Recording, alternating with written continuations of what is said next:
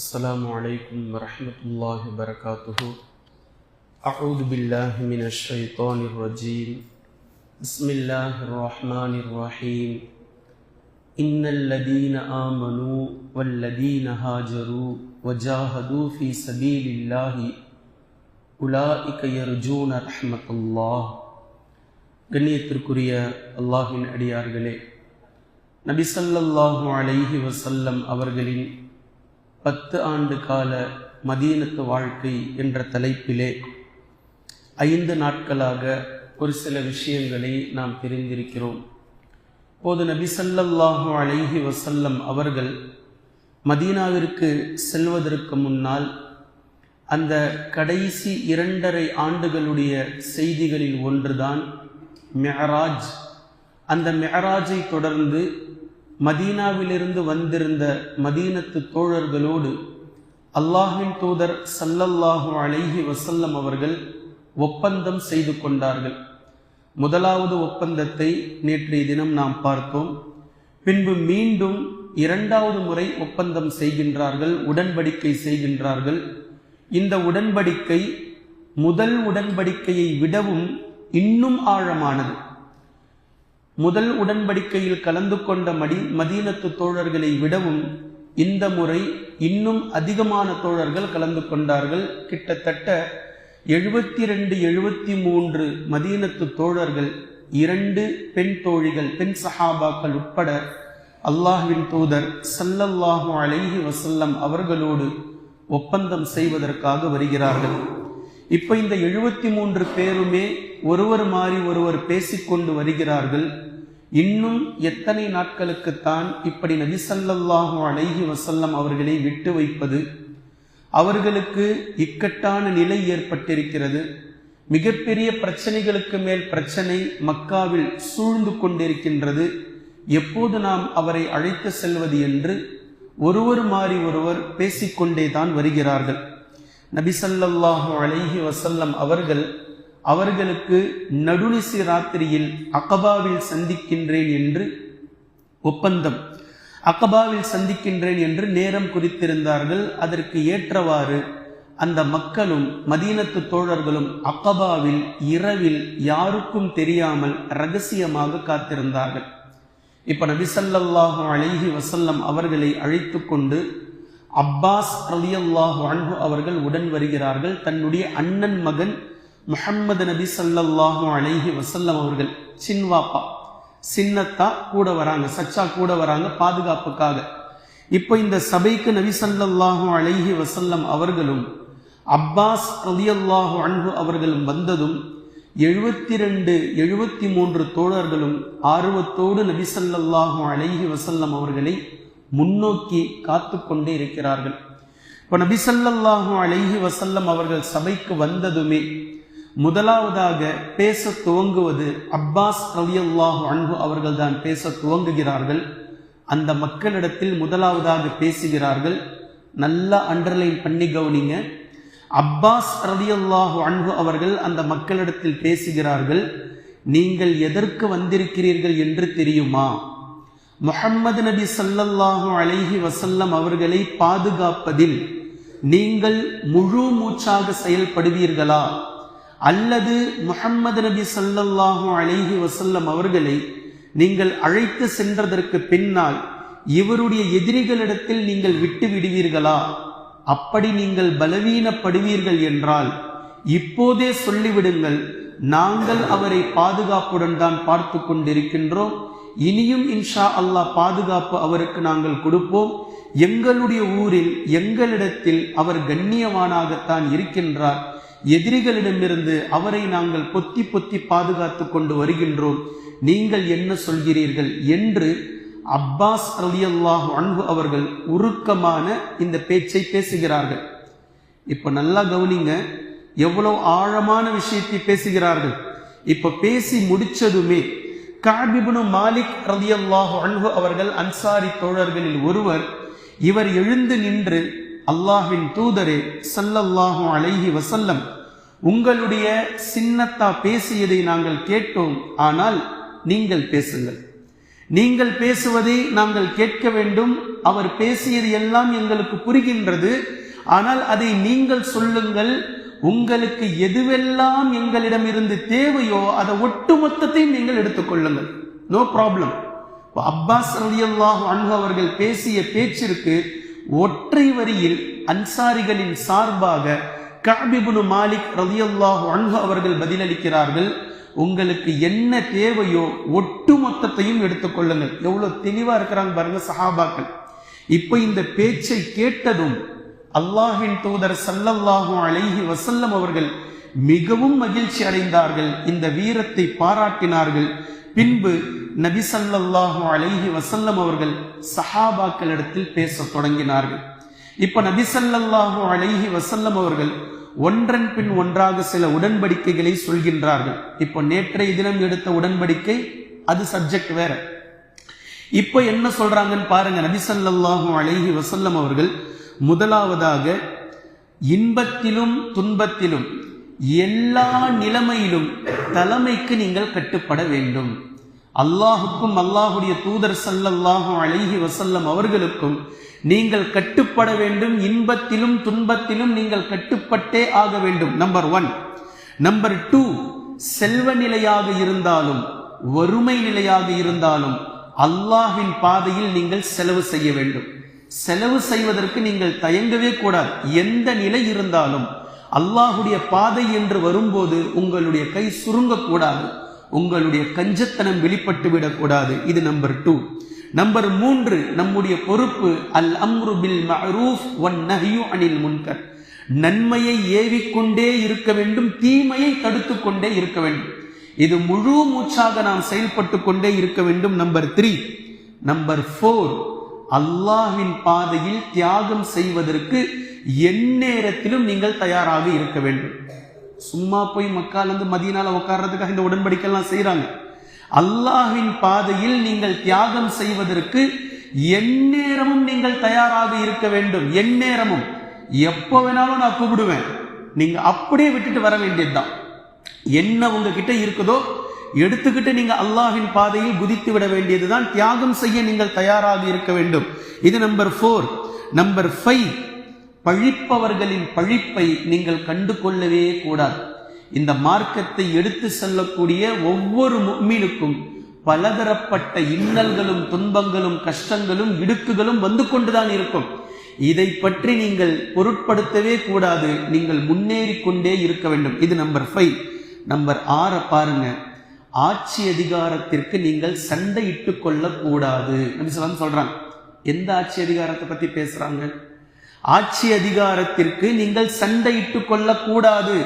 மக்கால உட்கார்ந்துகிட்டு இன்னும் மதீனாவுக்கு போகல, போறதுக்கு முன்னாடி இங்க உடன்படிக்கையில் 6வது நிபந்தனை அல்லாஹ்வின் தூதர் ஸல்லல்லாஹு அலைஹி வஸல்லம் அவங்க பேசுறாங்க. ஆட்சி அதிகாரத்திற்கு நீங்கள் சண்டையிட்டு கொள்ளக்கூடாது என்று சொல்கிறார்கள். இப்போ நமக்கெல்லாம் ஒரு கேள்வி வரலாம், என்னங்க ஆட்சி அதிகாரம் தான் நபி அவர்கள் செய்ய போறாங்கன்னு சொல்றீங்க, அப்புறம் ஆட்சி அதிகாரத்திற்கு சண்டையிட்டு கொள்ளக்கூடாதுன்னு சொல்றீங்க, அப்படின்றதுல நமக்கு டவுட் வருதா இல்லையா?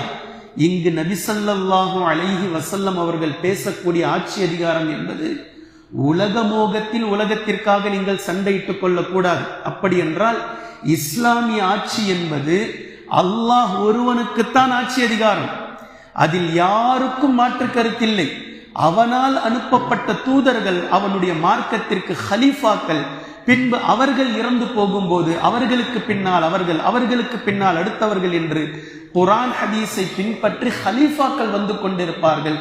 ஆட்சி அதிகாரம் என்பது அல்லாஹ் ஒருவனுக்குத்தான். சட்டதிட்டம் என்பது அல்லாஹ் ஏற்றிவிட்டான் குர்ஆனில். அதை நடைமுறைப்படுத்தக்கூடியவராக இருப்பாரே தவிர இவர் தலைவராகவோ இவர் பெரியவா காட்டிக்க கூடாது.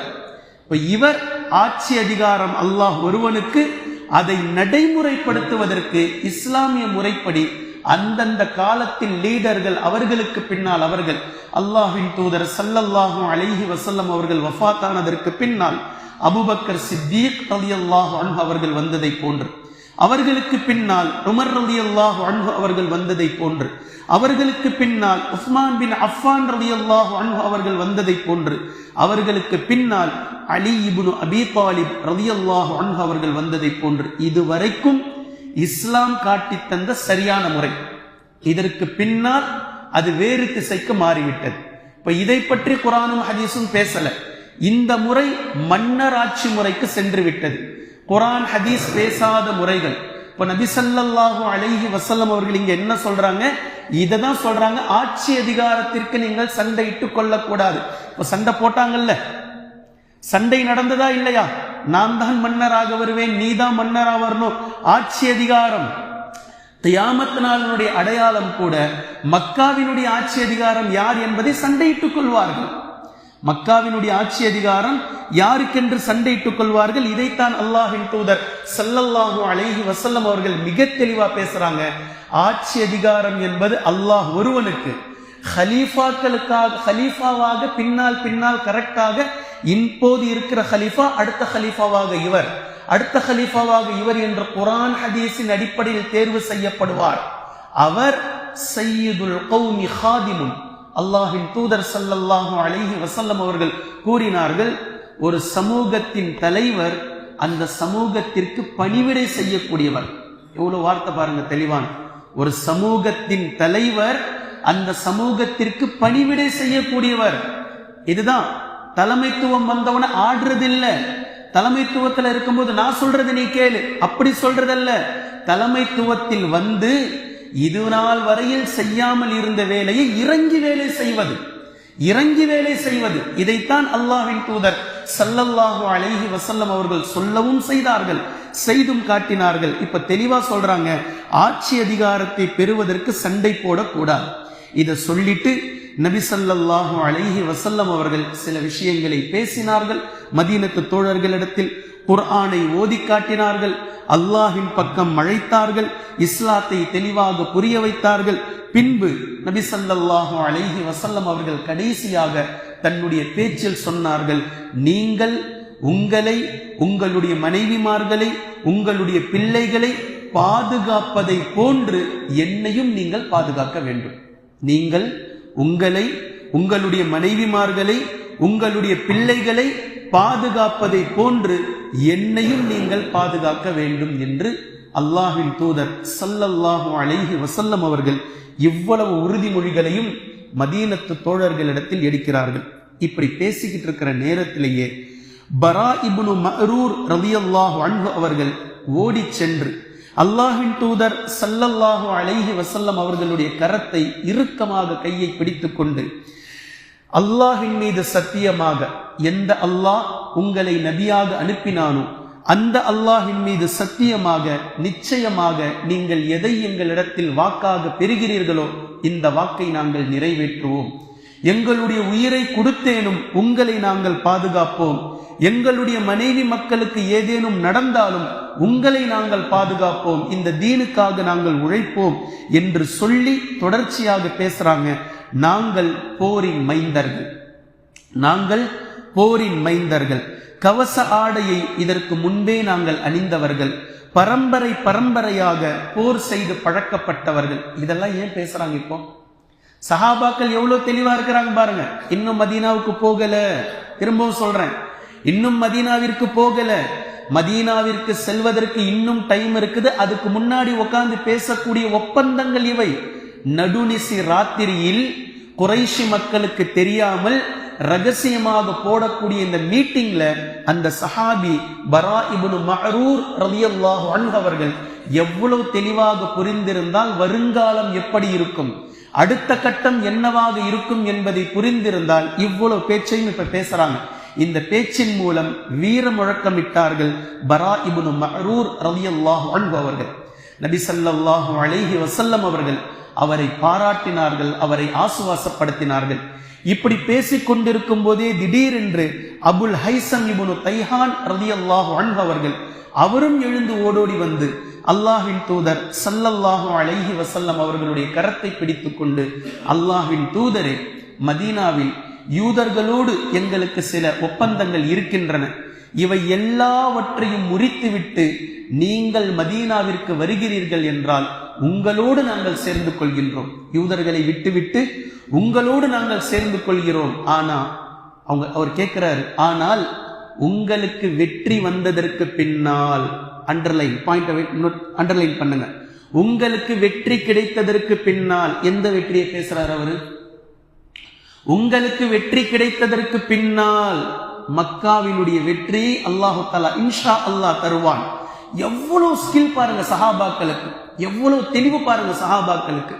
உங்களுக்கு வெற்றி கிடைத்ததற்கு பின்னால், வெற்றி வந்ததற்கு பின்னால், வெறுமனே இங்க கலிமாவை சொல்றதுக்கு பிரச்சனையா இருக்கு, மதீனால வந்து சொல்லுங்க, யாரும் உங்களை தடுக்க மாட்டாங்க. இந்த வெற்றியா பேசுறாங்க. பேசுறது தெளிவா பாருங்க. உங்களுக்கு வெற்றி கிடைத்ததற்கு பின்னால் நீங்கள் மீண்டும் மக்காவிற்கு எங்களை விட்டு சென்று விடுவீர்களா? அவருடைய பிரச்சனை பாருங்க. அவர் கையை பிடித்துக் கொண்டு பேசுகிறார், அல்லாஹ்வின் தூதரே, எங்களுக்கு யூதர்களோடு சில ஒப்பந்தம் இருக்கிறது, அதை எல்லாத்தையும் முடிச்சுட்டு உங்களோடு நாங்கள் சேர்ந்து கொள்கின்றோம். ஆனால் அல்லாஹ் உங்களுக்கு வெற்றியை தந்ததற்கு பின்னால் எங்களை விட்டுவிட்டு மீண்டும் நீங்கள் மக்காவிற்கு சென்று விடுவீர்களா? ஒரு தலைவருடைய பேச்ச பாருங்க. இப்போ அல்லாஹ்வின் தூதர் ஸல்லல்லாஹு அலைஹி வஸல்லம் அவர்கள் அவருடைய கையை இறுக்கமாக பிடித்துக் கொண்டு புன்முறுவல் பூத்தவர்களாக சொன்னார்கள், உங்கள் உயிர் என் உயிராகும், உங்கள் உயிர் என் உயிராகும், உங்கள் அழிவு என் அழிவாகும், நீங்கள் என்னை சேர்ந்தவர்கள், நான் உங்களை சேர்ந்தவன், நீங்கள் போர் தொடுப்பவர்களோடு நானும் போர் தொடுப்பேன், நீங்கள் யாரோடு சமாதானம் செய்து கொள்கிறீர்களோ அவர்களோடு நானும் சமாதானம் செய்து கொள்வேன், நிச்சயமாக உங்களை விட்டு நான் போக மாட்டேன் என்று அல்லாஹ்வின் தூதர் ஸல்லல்லாஹு அலைஹி வஸல்லம் அவர்கள் சொல்றாங்க.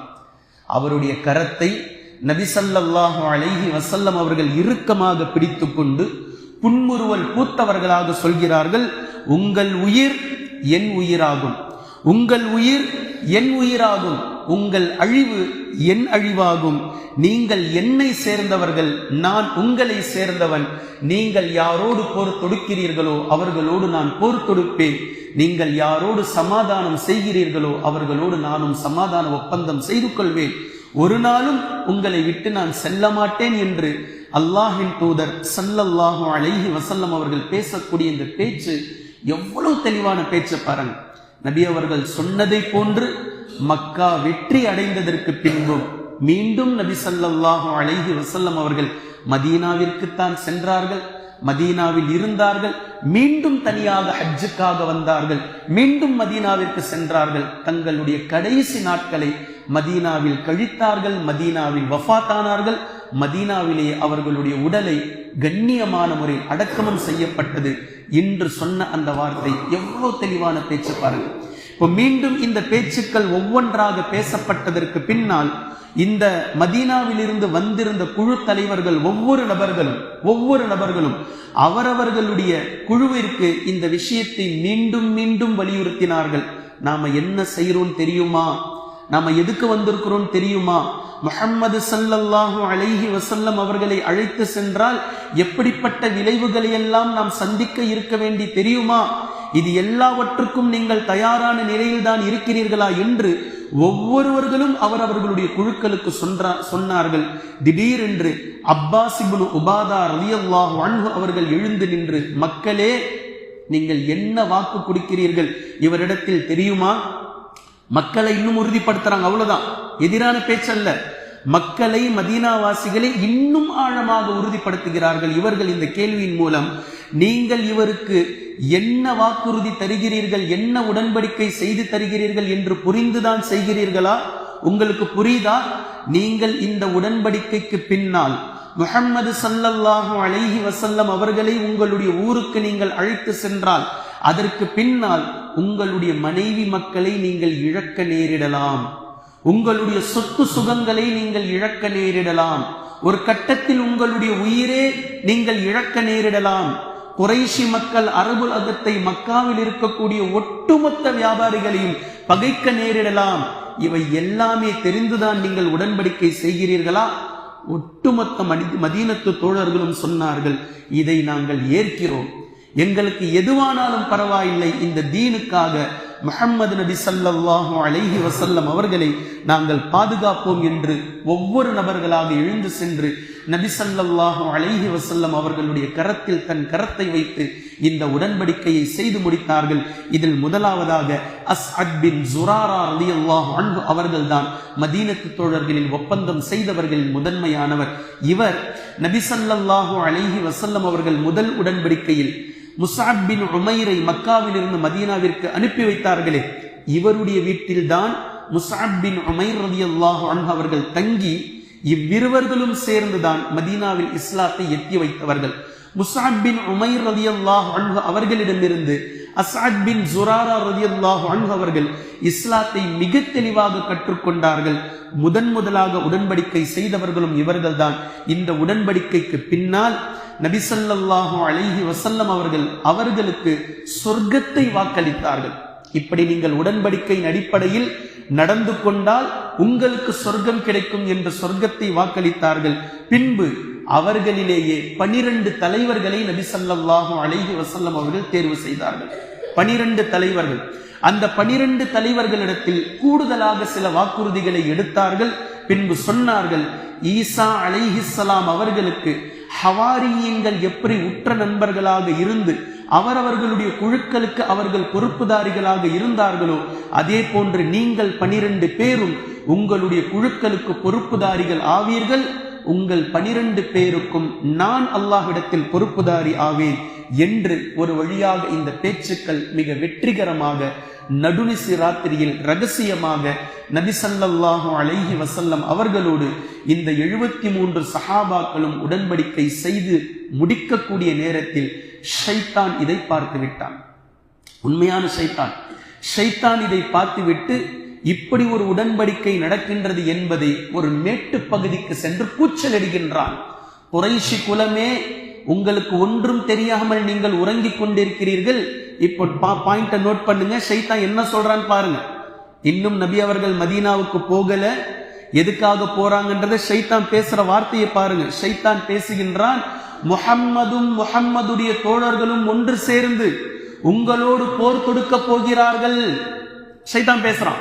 அவன் இன்னும் எவ்வளவு கிளவரா இருக்கிறான் பாருங்க. அடுத்த கட்டத்துக்கு போயிட்டான். மேலே நின்று கொண்டு குறைஷி மக்களிடத்தில் பேசுகின்றான், எந்திரிங்க, நீங்க தூங்கிட்டு இருக்கிறீங்க.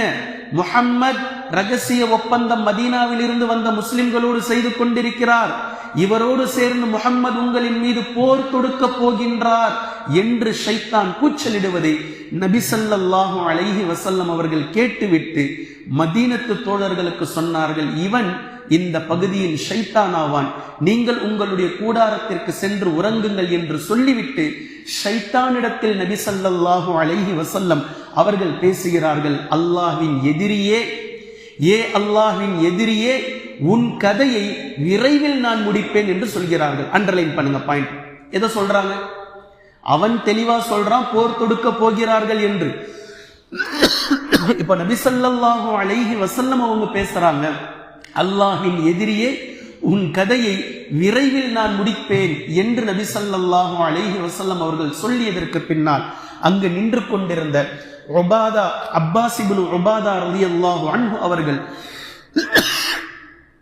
நபி ஸல்லல்லாஹு அலைஹி வஸல்லம் அவர்களிடத்தில் வந்து, அல்லாஹ்வின் தூதரே, நீங்கள் அனுமதி தந்தால் இந்த நடுநிசி ராத்திரியிலேயே நாங்கள் இந்த குறைஷி மக்களின் மீது போர் தொடுத்து விடுகின்றோம் என்று சொல்கிறார். ஆர்வம், எதன் மீது நாங்கள் எந்த கட்டத்துக்கு போறோன்றதை தெளிவா புரிஞ்சுக்கிட்டு இப்பவே நாங்கள் போர் தொடுக்கின்றோம் என்று அவர் கூறும்போது நபி ஸல்லல்லாஹு அலைஹி வஸல்லம் அவர்கள் சொன்னார்கள், அவரை ஆசுவாசப்படுத்தினார்கள், அல்லாஹ் நமக்கு அப்படி கட்டளையிடவில்லை.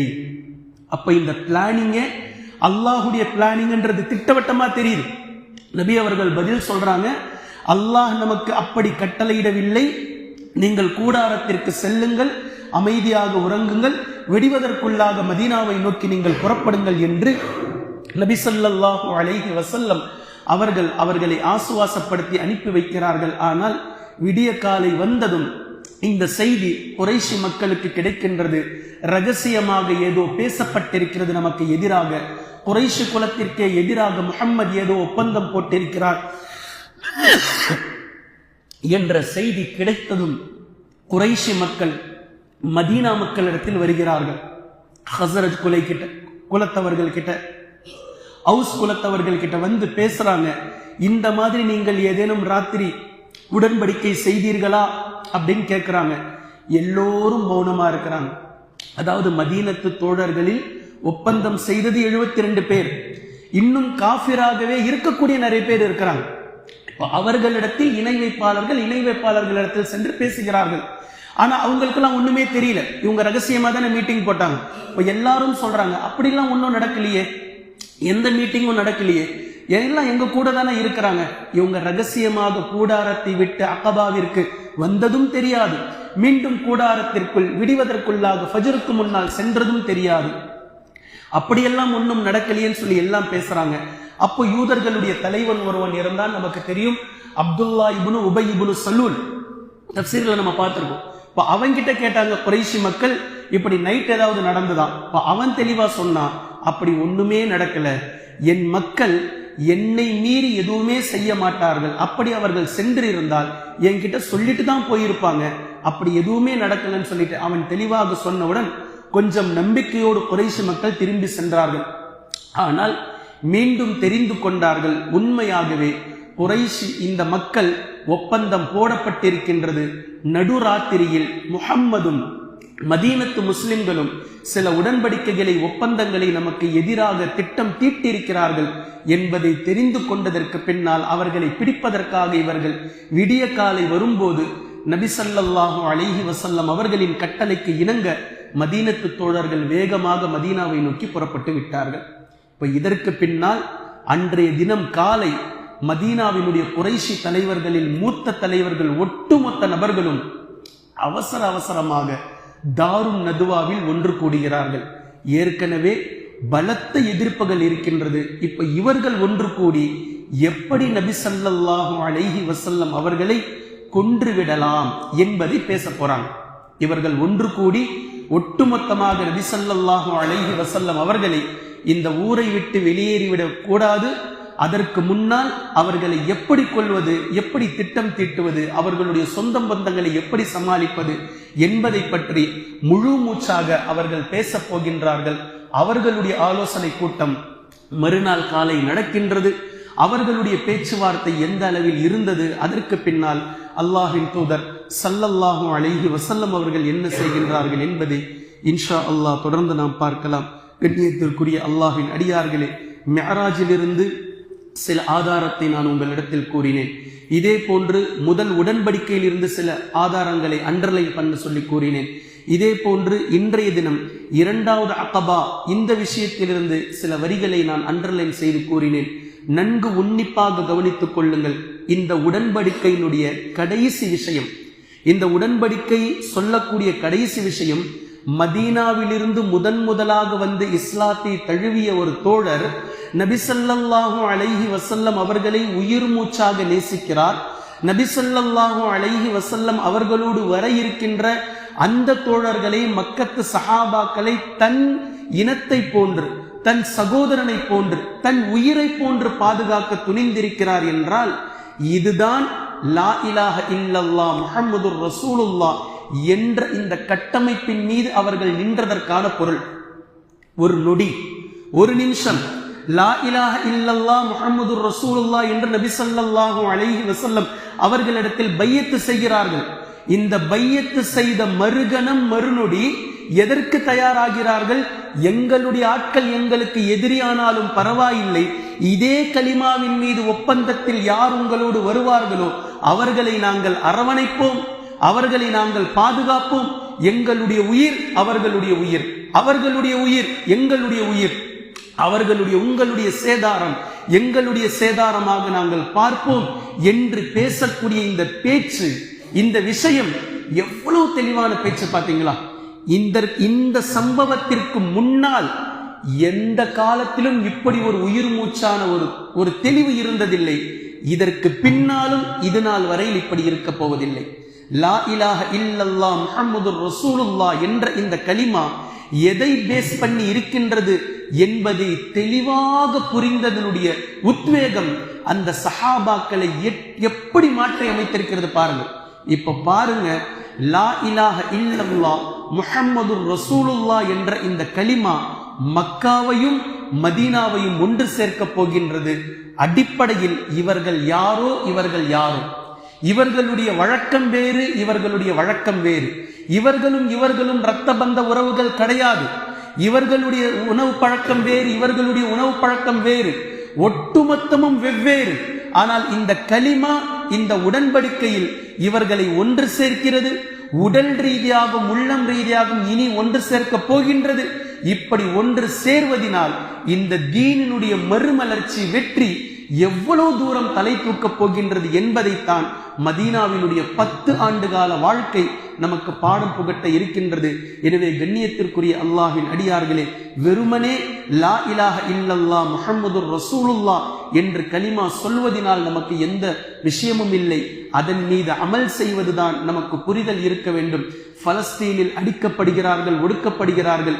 இங்கு இருக்கக்கூடியவர்கள், ஒட்டுமொத்த இஸ்லாமிய நாடுகளும் எந்த கவலையும் இல்லாமல் இருந்தார்கள் என்றால் லா இலாஹ இல்லல்லாஹ் முஹம்மதுர் ரசூலுல்லாஹ் பொய்யாக கூறியிருக்கிறார்கள் என்பது பொருள்.